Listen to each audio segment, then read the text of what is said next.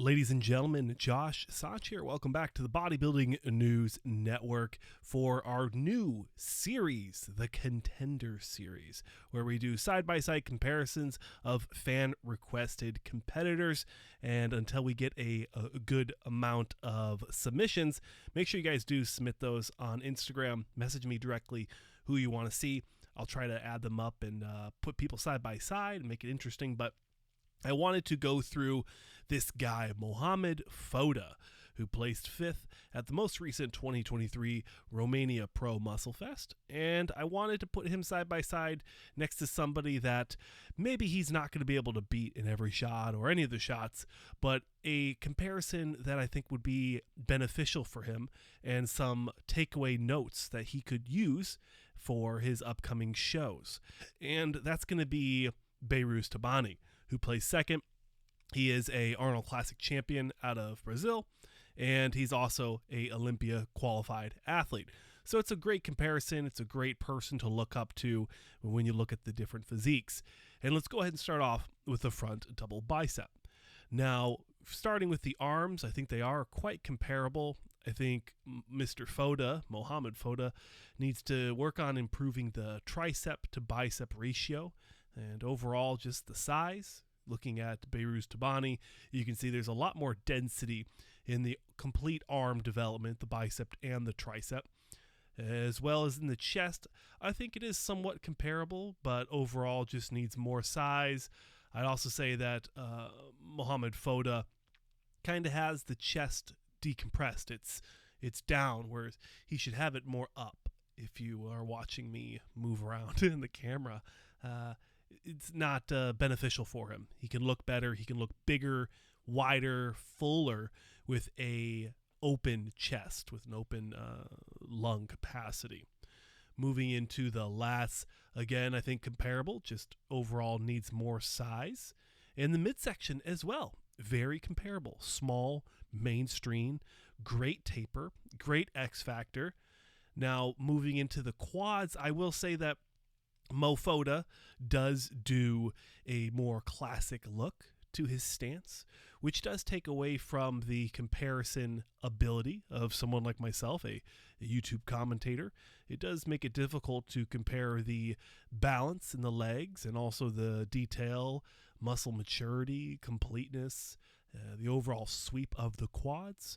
But I will say that the conditioning and development of those muscles, I think, does favor MOHAMED FODA over BEHROOZ TABANI. BEHROOZ has good legs, but they are somewhat narrow. They're not as genetically blessed as MOHAMED FODA. MOHAMED has a very nice sweep to the outside, and I think if he does his posing properly, it would really give him a step up above the competition, specifically BEHROOZ TABANI. And the calves are covered up. I do apologize, but calves never win shows, if we're being honest. Moving into the side chest, really good shot for MOHAMED FODA here. The chest and shoulders are very nice, very complete. He has a great rotation with this shot, whereas I was going through the photos with BEHROOZ TABANI, and he kind of was moving around to let the judges see a full spectrum of his chest, but that was the only shot. This one right here was the only one I could find where he had a relatively friendly face. So that is the picture I took, and maybe if there's a little bit bias here, I do apologize. But from the upper body, I'd say that MOHAMED FODA is coming out on top here with the overall width, trap development and separation, delt detail and thickness. Although BEHROOZ TABANI does have very dense delts. They're a little bit bigger. I'd say that MOHAMED FODA's has a little bit more round, bubbly effect. You can see in the arms, BEHROOZ has just more density, more muscle maturity, just overall bigger. And that's something that MOHAMED FODA is going to have to continue to work on, as this is only, he did make his pro debut in 2021, took off 2022, and this was his first pro show since coming back. Technically, his second pro show ever. Moving into the leg department, as the side chest does somewhat cover up the midsection, although they both have somewhat relaxed midsections. You always want to keep an eye on that. make sure you're controlling that midsection at all times because the judges are always watching. Going into the legs, again, more muscle density, more maturity in BEHROOZ TABANI. But MOHAMED FODA isn't really giving up too much here. The hamstrings and the glutes are not as detailed, not as separated, not as defined, but it is an all-around a good look for him. There's nothing really missing here. He just needs to continue to build upon what he already has going on. And Totoro agrees, as every time I start talking, he's very social cat. From the back lat, this is not good. The back shots are not good for MOHAMED FODA. He does not show them during his individual routine, which I think does hurt him overall, especially when we talk about comparisons. So, Mr. FODA, if you are watching, please consider hitting all the mandatories during your posing routine so that it gives commentators like myself and other people online a better ability to compare your physique against others and give you quality feedback.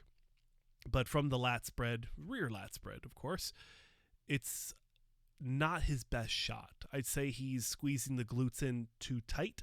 He's got the hips pushed forward instead of backwards, and it makes his glutes look smaller than they actually are. The hamstrings don't have a lot of conditioning nor detail, and that could be a posing thing, or it could be a dieting thing. It could be a muscle maturity thing. It's all in all just a lot of feedback he needs to take and improve upon in the coming years. The lat spread, I think, just wasn't a good shot for him with the lighting, the position he was on stage. He was all the way to the left in the dark, and he was canted with his posing to face the judges, which might not always be beneficial when you think of the photographs as well as the live stream. Now, when we look at the actual musculature of the back, it is not as conditioned as BEHROOZ TABANI's, but the structure is very similar. You look at the delts, the rhomboids, the upper lats, and even the lower lats. Very similar structure, very similar muscle insertion points. And again, this really does speak to his potential in the men's open division here. I really think he's going to be a top 10 Olympian someday. He just needs to continue to improve upon the strengths he already has. And last but certainly not least, if you are watching all the way to the end, thank you so much. Please subscribe. It does help the channel grow. The back double bicep, again, I would say just the glutes just really stand out to me in this shot. BEHROOZ TABANI, amazingly well-defined, detailed, very dense glutes. Hamstring detail as well. You can see a lot of separation there. The hamstring strings looks phenomenal. And you can see a little bit of calves as well, although not his strongest muscle point. In the back, you can see the lower back is not as dense as someone like maybe a Derek Lunsford, so that hopefully is going to be something he can take some improvement points upon. Well, at least once he qualifies for the Olympia, he can shut it down and try to improve that lower back. It's definitely something I think he needs to improve upon. Upper back looks pretty good as well. Great conditioning, great detail. And looking at MOHAMED FODA, again, the detail, the photos are just not that great. He didn't hit those shots in his individual routine, and that's something he's going to need to work on. But overall, I think he has everything he needs here. Very comparable muscle structure, like I said previously. He just needs to continue building upon that, or even just think about doing a Roman Fritz and maybe just coming in absolutely shredded and getting that Olympia qualification. I think it's a possibility. I think it's in the world. It's possible in 2023, ladies and gentlemen. I definitely think it is possible. So let me know your guys' thoughts on this comparison, and welcome to the Contender Series, Season 2, Episode 1 here on the Bodybuilding News Network. I'm your host, Josh Sanch. As always, thank you so much for watching. Please subscribe as Totoro starts messing with my camera, and I'll see you beautiful people, ladies and gentlemen, in the next one.